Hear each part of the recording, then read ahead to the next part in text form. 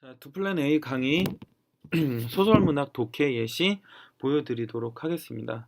네, 이 강의의 목적은요, 앞서 개별 솔루션에서도 말씀을 드렸지만, 여러분들이 문학 문제를 풀 때도요, 독서 문제를 풀 때와 마찬가지로 지문에서 근거만 찾고, 문제에서 제시하는 조건만 만족시켜서 답을 고르면은 얼마든지 정확하게 답을 맞출 수 있다는 것. 즉, 문학도 결국 독서와 풀이 접근에 있어서 크게 다를 바가 없다는 것을 알려드리기 위함입니다. 아시겠죠? 이 점 명심해서 강의 봐주시길 부탁드리겠습니다. 강의에 쓰일 지문은 2012년 6월 평가원 모의고사에서 25번부터 28번 문제로 출제되었던 지문인 오영수 작가님의 화산대기라는 작품이 되겠습니다. 네, 작품은 쭉 읽어보시고요. 네, 현대소설 감상하실 때는 인물, 사건, 배경에 입각하셔서 어떤 인물이 어떤 배경에서 어떤 사건을 겪었다. 이 정도로만 요약할 수 있게끔 글을 읽어주시면 되겠습니다. 자, 25번 문제 보겠습니다.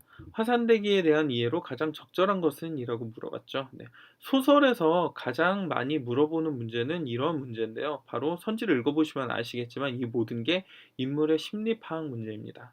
자, 인물의 심리 파악 문제는 그 인물의 심리를 드러나는 심리가 왜 그런 마음을 갖게 됐는지를 뒷받침하는 근거가 있기 마련인데요.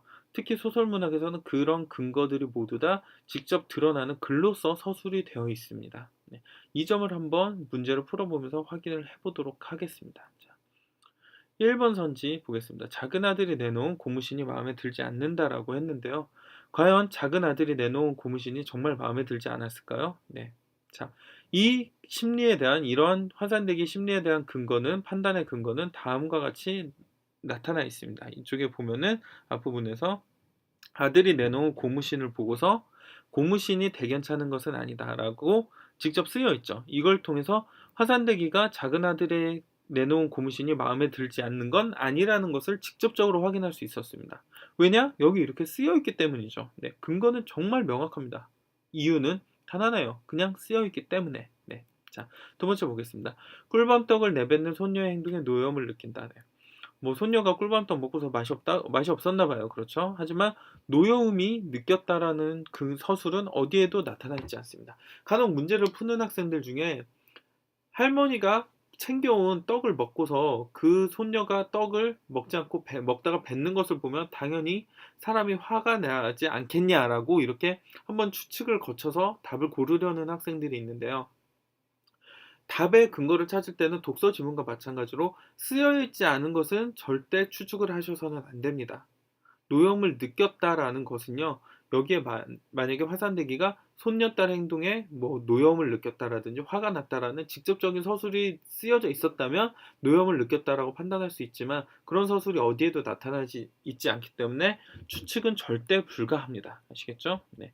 3번 예의가 없는 며느리를 나무라고자 마음먹는다라고 했지만 며느리를 어찌하겠다라는 서술은 없습니다. 네, 물론 며느리의 지금 모습을 마뜩지 않아 하기는 합니다. 만족하지 않고 있죠. 하지만 그렇다고 해서 며느리를 어찌어찌 하겠다라는 그런 서술은 절대 없습니다. 이 역시 절대 그러므로 추측을 해서는 안 됩니다. 아시겠죠? 자, 4번.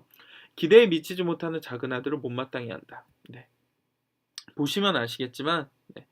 지문에 보면 그만 지 형 말대로 농사나 짓고 수더분한 색시나 골라 장가들어 라고 쭉 나와서 뭐 날뛰 댕기더니 이런 부분이 있죠. 네, 여기서 보면은 작은 아들에 대해서 만족스럽지 못하다는, 즉 못마땅해 하고 있는 화산대기의 심리가 직접적으로 드러나 있습니다. 네, 그러니까 답이 몇 번이 되겠죠? 네, 4번이 되겠죠. 왜냐? 그 심리의 근거로는 여기 직접적으로 서술된 부분이 있기 때문입니다. 자, 5번. 시골로 돌아갈 생각에 설레서 날이 빨리 날이 새기를 바란다라고 했지만 날이 새기를 바랐던 것은 여기 직접 서술되어 있죠. 잠도 안 오거니와 아까부터 뒤가 마려운 것을 참아왔기 때문이다. 이 역시 여러분들이 추측으로 답을 고르기 굉장히 좋거든요. 지금 화산대기는 뭐 고생해서 아들을 찾아왔는데 아들도 마음에 안 들고 며느리도 마음에 안 들고 손녀딸도 그렇게 살갑게 굴지도 않고 있죠. 네. 그러니까 당연히 시골로 돌아갈 생각을 할 수 있다고 생각할 수 있습니다. 왜냐 앞에서 보면 또 시골을 그리고 아들과 함께 시골에서 함께 사는 모습을 계속 상상을 하고 있죠. 네, 그렇기 때문에 시골로 돌아갈 생각 때문에 빨리 날이 새기를 바란다라고 추측할 수 있지만 여기서 날이 새기를 바랬던 것에 근거로 직접적으로 서술된 부분은 잠도 안 오거니와 아까부터 뒤가 마려운 것을 참았기 때문이다라고 명확히 서술된 부분이 있습니다. 그렇기 때문에 섣불리 추측을 할 수가 없는 것이죠. 따라서 답은 4번이 됩니다. 자, 인물의 심리 파악 문제를 어려워하는 학생들이 굉장히 많습니다. 왜냐? 이제 주어진 정황을 근거로 추측할 수 있는, 마땅히 합리적으로 추측할 수 있는 생각으로 발전시켜서 답을 고르려다 보니까 문제를 틀리는 경우가 꽤 많다는 거죠. 네. 다시 한번 원칙을 말씀드리겠습니다. 독서 지문을 푸는 것이나 별다른 바가 없습니다. 독서 지문도 마찬가지죠. 쓰여 있으면 근거가 되고 쓰여 있지 않으면 추측이 되므로 답의 근거가 될 수 없습니다. 소설도 마찬가지고 시도 마찬가지입니다. 명확히 문제나 지문에서 텍스트로서 존재하는 요구 조건이나 근거로서 그 근거를 확인할 수가 없다면은 절대 답의 근거로 삼아서는 안 된다는 것을 다시 한번 명심해 주시길 부탁드리겠습니다. 이렇게만 이 원칙만 명심을 하고 문제를 풀어 주신다면은 문학에서 문제를 틀릴 일은 없다고 제가 확실히 약속드릴 수 있습니다. 아시겠죠? 네.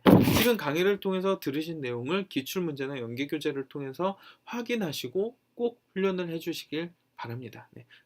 그런 연습들, 그런 훈련들이 모두 여러분들의 점수를 결정짓게 될 것입니다.